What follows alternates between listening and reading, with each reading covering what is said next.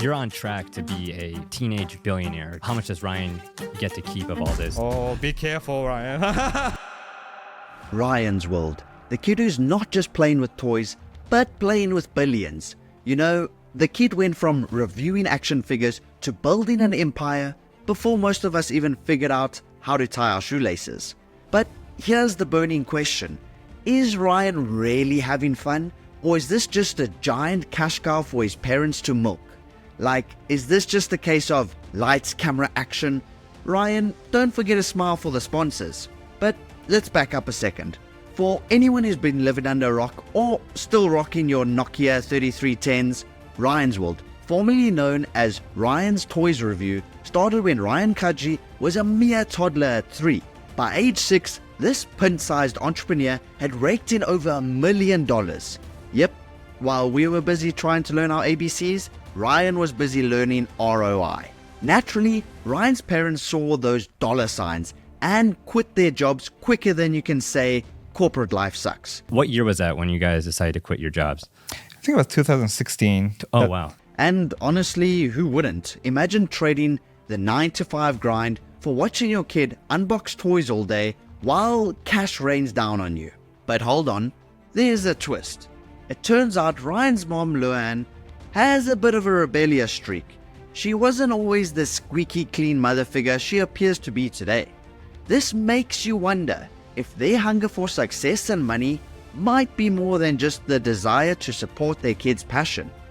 But in 2016, they both dove headfirst into the YouTube dream. Mom left her teaching gig. I was on a teacher salary, so you guys all know what that's like. Moment of silence for the teacher salary, while his dad walked away from a 6-figure engineering job.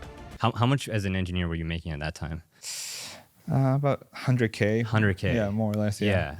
But I guess who needs 6 figures when your kid's unboxing toys pulling in 7 by just pretending to be Spider-Man? And that's when things really started to take off. This wasn't just a fun family project anymore. This was the start of an empire. While other kids were setting up lemonade stands, Ryan was out here building a multi-million-dollar brand before he even hit puberty.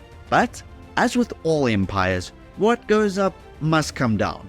Fast forward to today, and Ryan's main channel is experiencing what we call the Great View Drop. Once upon a time, this channel would pull in billions of views. Now, they're struggling to hit 500K.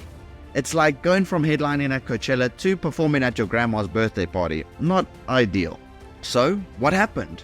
Well, instead of me explaining, let me just show you this instead. Hey guys, I'm pretend playing as Red Titan. What is this? A Red Titan comic book? And blank pages? You know what that means. Yeah, so I'm sure you can see, Ryan is currently trapped in the pretend to be excited about toys phase. You can almost see the moment he thinks, man, I'd rather be playing Fortnite right now. And on top of that, did anyone else notice how deep his voice has gotten? Like, it clearly doesn't match this content. I mean, he's now got a deeper voice than half the adult men I know. Damn! Yet he's still trying to hype up a toy fire truck? At some point, you've just got to let the kid grow up. Nobody wants to see a 12-year-old pretending that a plastic action figure is the most exciting thing in the universe.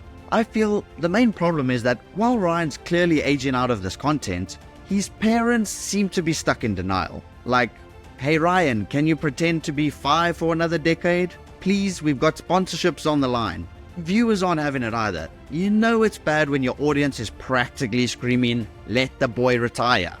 Now, I don't just want to badmouth Ryan's parents. I mean, huge props to this whole family. Look at how they've turned their lives around and built an incredible empire. But you have to wonder, at what point is this more about cashing in than having fun? Ryan's dad even mentioned that their target audience is 5 to 8-year-olds. We want to make sure we cater toward the existing fan. 5 to 8 years old are our core demographic. The problem is, Ryan's closer to needing to shave his mustache than he is to a juice box. Why not hand over the reins to his younger siblings? Let them play with the plastic dinosaur while Ryan explores, more age-appropriate hobbies. or even just rebrand the type of content they put out for something more fitting to his age. All I ask is if they do go this route, please, whatever you do, don't go down the same rebrand road as Jojo Siwa. That's a one-stop shop to disaster. But back to Ryan. He was recently asked if he enjoys making videos as much as he did when he was younger. He said, I think when I was a kid, I had lots of fun. yeah, had, as in past tense. That's a pretty big red flag right there. Would Ryan be able to stop if he wanted to? Or is he caught in this never-ending cycle of toy unboxings and corporate deals? The truth is, Ryan's world is now an empire that's bigger than just Ryan. It's like trying to stop a runaway train with a juice box. There are employees, contracts, deals with Walmart. For heaven's sake, if Ryan decides he's done tomorrow, this entire empire doesn't just grind to a halt, it comes crashing down.